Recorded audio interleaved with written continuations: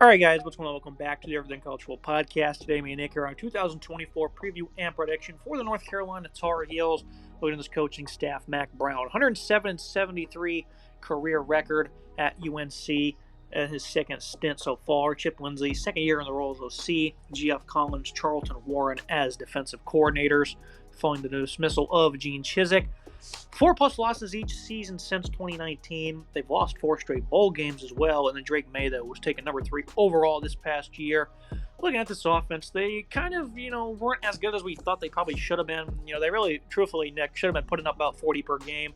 They still had great balance, and they still had almost 500 yards per contest, which was a top 10 mark in CFB. But now you lose Drake May, you lose Tez Walker, and you do return an abundance of talent here. It's about 4 starters, but you do have a guy in Amari Hampton leading the charge, a guy who's an incredibly violent runner with great explosiveness, has good contact balance, good ball security with strong capabilities in traffic, always seems to be falling forward, needs to improve how he controls his speed, though, and ability to move with suddenness. The rest of the room behind him, Darwin Barlow, he had a good 2020 for TCU as a rotational back. Hasn't done really anything much in his career since then. Caleb Hood's been in the program for a couple of seasons with limited touches, though. Hampton is a complete workhorse, Nick, and we usually don't start the episode off talking about a running back, but when you have a guy like this who's a complete game changer, who had 1,500 yards and 15 touchdowns, the keys are going to be in his pocket all year long. A 220-pounder from the in-state has been a splendid surprise for them. How much of a load do you think he can carry this season? Certainly worth talking about a guy in Amari Hampton first because of just how incredibly talented of a back he is. And this offense was a really solid offense last year despite not reaching the expectations that a lot of the media had. They were top 20 in all 4 of the major metrics, including 7th in yards per game.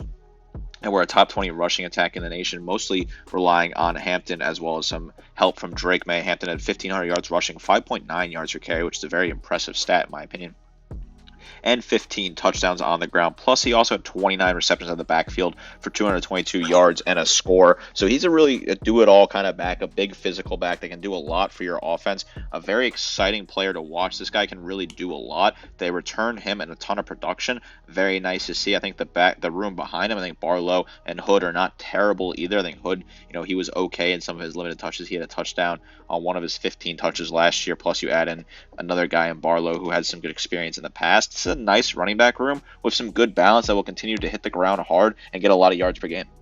Now you look at the quarterback position. Obviously, again, May was phenomenal for them. High upside NFL draft selection, and they replace him with Max Johnson, the guy who only really had one good career year to his belt, 21 at LSU. Has really struggled with accuracy and decision-making during his career. Didn't really do much the last 2 years at Texas A&M. Wasn't bad at times. I thought, he had a really good game against Arkansas. Made some nice plays against Auburn.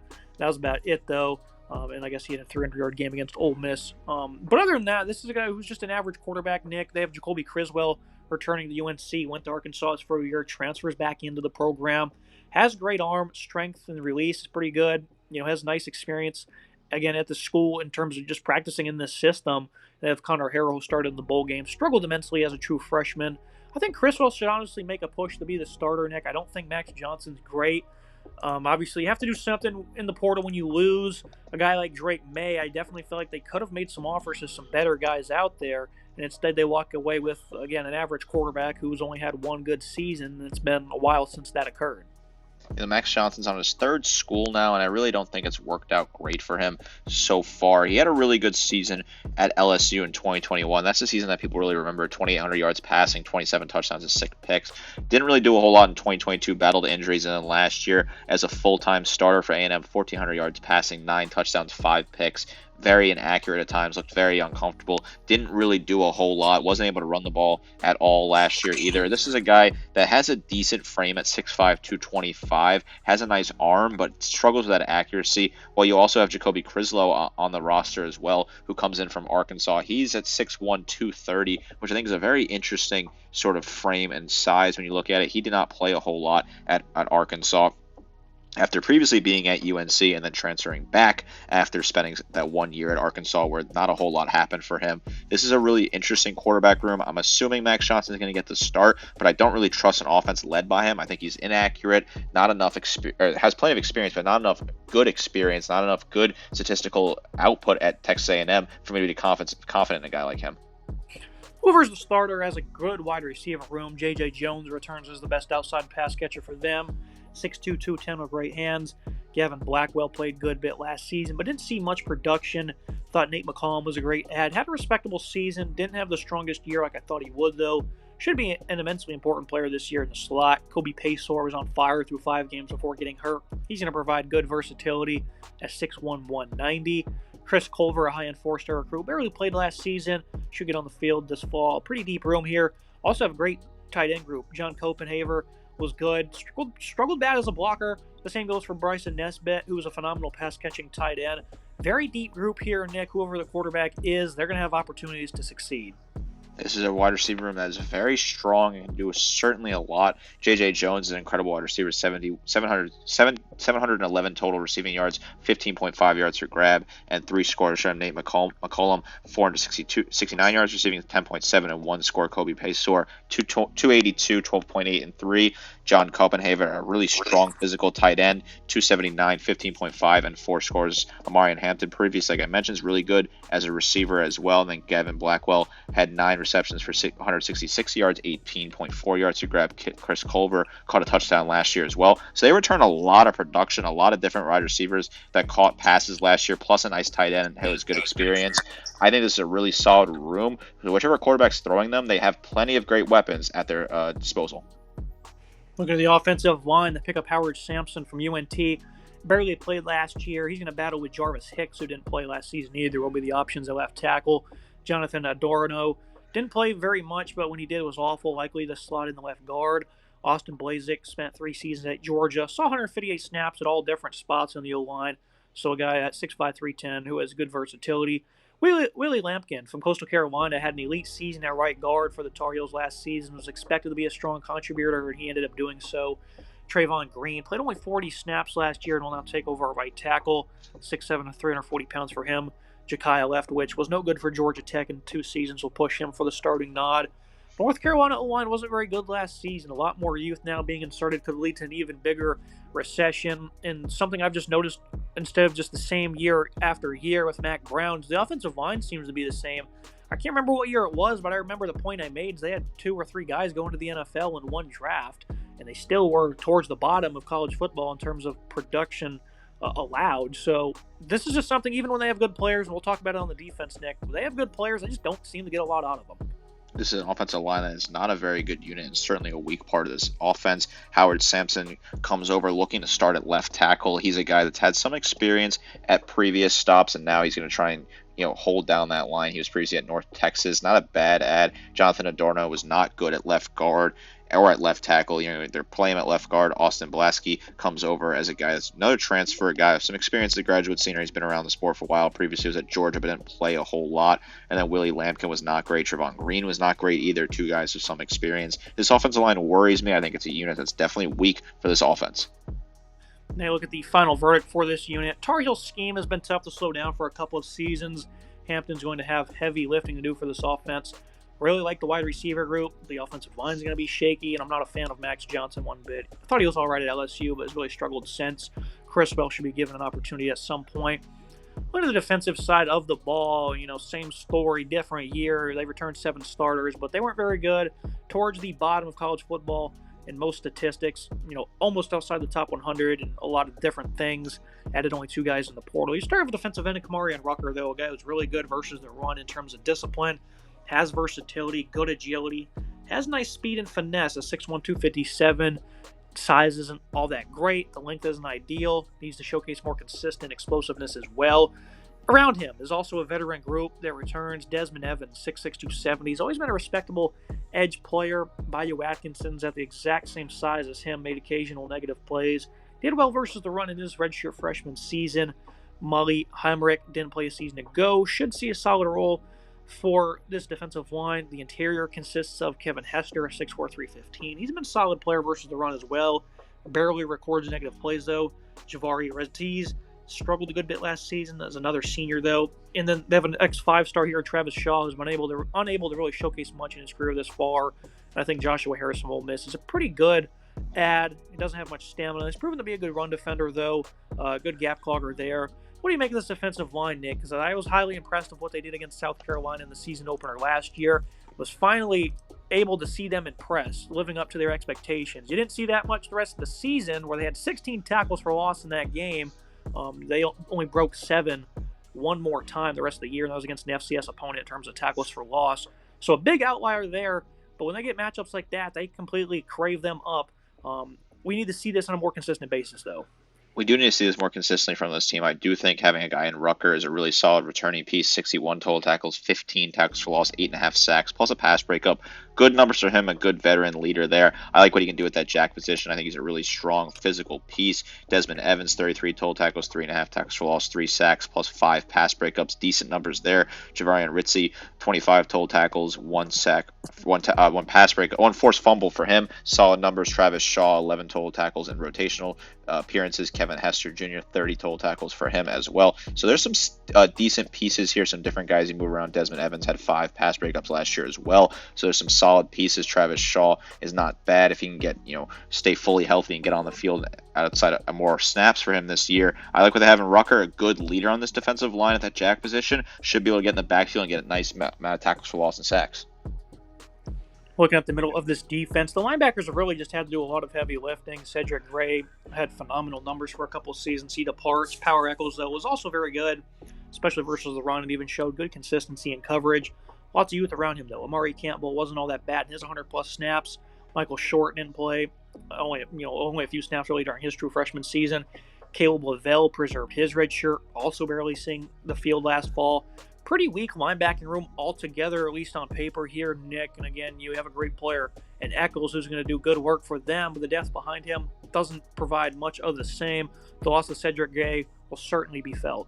The loss of Cedric Gay is a really tough loss for this program. He's a really strong tackler, and they lose him. But, they have Power Echols, who's a really good player that they return, had 103 total tackles for this team, 5.5 tackles for loss, plus a pick and a pass breakup. So he's a really solid linebacking piece that they return. Obviously, you can rely on a guy like him. Amari Campbell didn't play a whole lot last year. Was a true freshman, had 14 total tackles, 2 tackles for loss, a sack, and a pick. He's going to get an increased workload this year. Michael Short, Caleb Lavelle are both going to get increased playing time this year. Both of them didn't do a whole lot last year. This linebacking core is going to have to continue to do the heavy lifting, but without Gray, it's going to be a little bit more difficult.